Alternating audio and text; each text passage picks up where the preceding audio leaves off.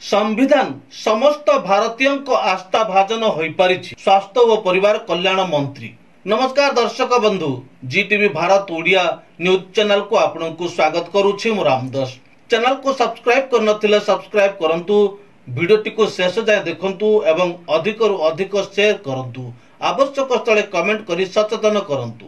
रायगढ़ जिला सदर महकुमार स्थानीय गोविंद चंद्र देव जिला हाईस्कूल पड़िया ठारे रायगढ़ जिला प्रशासन आनुकूल्य जिला स्तरीय 76तम गणतंत्र दिवस महासमारोह पालित हो जाइछि। डॉक्टर मुकेश महालिंग मुख्य अतिथि भावे जोगदी सकाळ 8:30 समय आनुष्ठानिक भावे जातीय पताका उत्तोलन करी जिलावासी को उद्बोधन दे समवेत प्यारेड रे अभिवादन ग्रहण करथिले। एही कार्यक्रम रे जिलापाल श्रीमती पारुल पटवारी समेत जिला आरक्षी अधीक्षक स्वाति एस कुमार उपस्थित रही। एही अवसर रे मान्यवर मंत्री निजर भाषण रे कहिथिले जे भारत एक महान देशर गणतंत्र को बजाय रखिबा पई समस्तंकर सहयोग व समर्थन रही।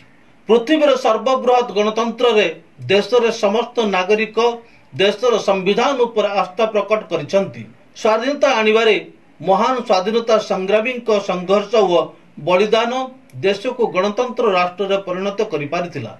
देश को तथा राज्य व जिला को केमिति भावे आहुरी आगु को नेबा सेथिपय समस्त नागरिकों को निज निज दायित्व रहिछि बोली मान्यवर मंत्री प्रकाश करथिले। रिपोर्ट जीटीवी भारत ओडिया। खबरटी को शेष जाय देखिथिबार आपन को धन्यवाद। पुणी देखा हबो अन्य एक खबर रे। सेही समय पर्यंत विदाय नउछि। नमस्कार।